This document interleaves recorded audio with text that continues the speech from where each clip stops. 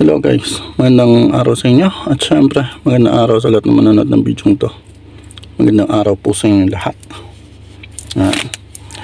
Nagtataka ba kayo guys kung bakit medyo tumatamlay yung hamster nyo or may sipon or basa yung ilong ng hamster nyo, tapos namumula yung mata, basa yung mata, may muta?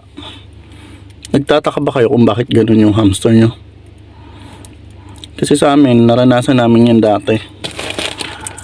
Hindi namin alam kung bakit nagkaganon or paano nangyari yun, paano gagamutin, ano yung nangyari sa hamster namin. Yun pala guys, may respiratory infection na yung alaga namin.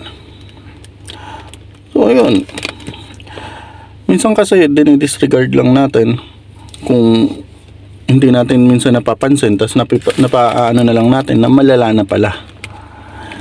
So ganun guys, ito yung mga palatandaan or karaniwang palatandaan na makikita mo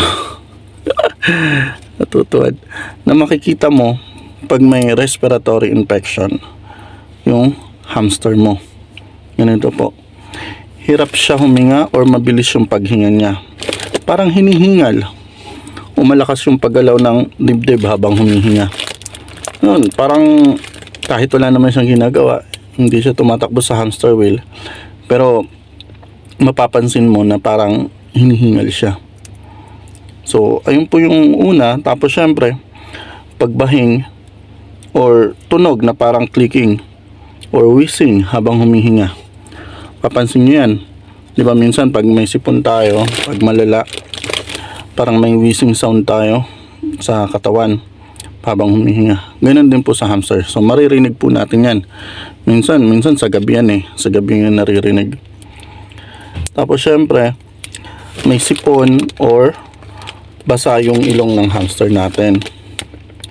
Minsan minsan parang malagkit na discharge or malinaw, parang tubig lang. Yung parang tumutulo lang, napapansin nyo laging basa yung sa may ilong na part ng hamster natin. Ganun po. So pag ganun, baka possible respiratory infection na po yun. Tapos syempre basa rin yung mata or may muta yung hamster natin. Ganun yung nangyayari. Kasi di ba minsan napapansin nyo nagmumuta yung hamster nyo, tapos matamlay. Ngayon, matamlay or hindi masyadong gumagalaw, mas natutulog kaysa sa normal. Diba? Sa umaga, understood natin yan na tulog yung hamster natin. Pero pag sa gabi, dapat active na siya. So, ang nangyayari, umaga mapagabi, hindi po siya nagiging active. So, matamlay lang po siya. Yun, bas marami yung tulog niya, tapos hindi kumakain or nababawasan yung gana. Dati kung picky lang siya, kung ano lang siya, yung namimili lang ng pagkain pag nilalagyan mo. Ngayon, hindi na talaga siya. Kasi nga, matamlay na siya. Basta gusto niya na lang laging nasa isang tabi. Basta natutulog siya. Tapos, nagyuyuko o parang nakahunch ang katawan habang nakaupo. Or parang kuba. Parang ano na siya. Parang matamlay na lang talaga siya, na parang wasted na. Ganon, yung mahina na siya. Tapos parang ano na siya guys, yung dating niyang malinis na balahibo, papansin nyo lagi ng basa or laging magulo. Ganon, dati kung lagi nyong nakikita, gaya ng hamster namin, laging malinis lang yung balahibo, laging maayos, maganda tingnan.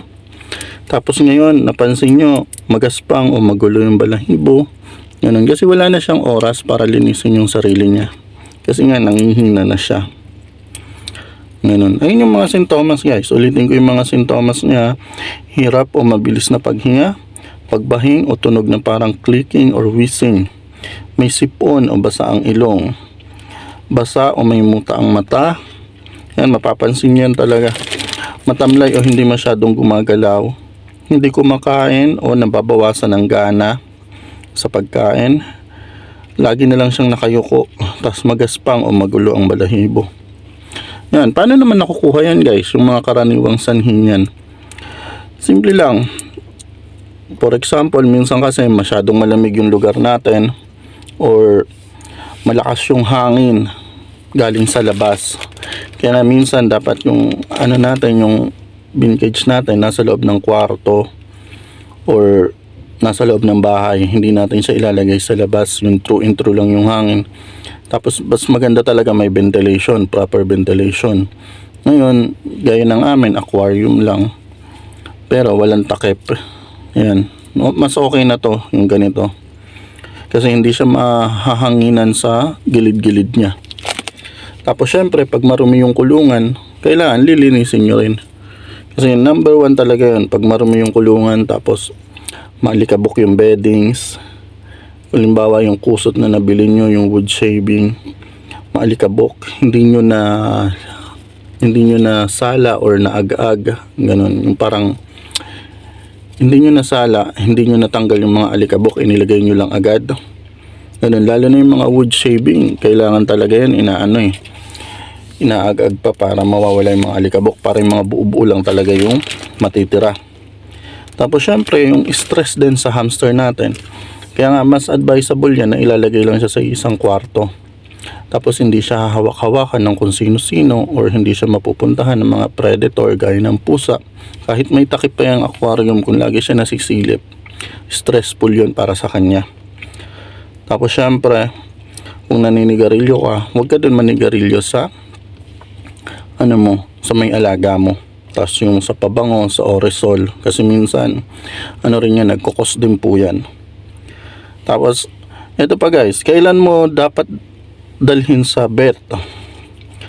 Syempre, pag hirap na huminga yung hamster mo, hindi na kumakain sa loob ng isang araw or 24 hours, tapos may tuloy-tuloy na wheezing, mapapansin mo yan guys. Pag malala na talaga, tapos matamlay na at hindi na gumagalaw, yun, pwede po natin dalhin yun sa vet. Pero syempre, yung ginagawa ng ibang hamster keeper, parang disposable lang kasi yung hamster para sa iba. So, madaling palitan, ganun. Pero syempre, pag keeper ka talaga, gagawa mo ng paraan para mapagaling mo siya. Tapos, yan guys, yung respiratory infection, pwede siya lumala sa loob lang ng 1 hanggang 2 araw. Kaya mas mabuting maagapan. Kaya kung lagi nyo tinitingnan yung hamster nyo, makikita nyo yan, nyo yung mga sintomas na nasabi ko. Tapos syempre, habang hindi pa dinadala sa vet, pero may napansin na kayong mga sintomas, kailangan hindi malamig yung bin cage niya. Medyo mainit yung paligid. Tapos, magpalit na kayo ng beddings, linisin nyo na yung kulungan, mag-disinfect na kayo. Iwasan ng mausok or maalikabok na lugar para sa kanya.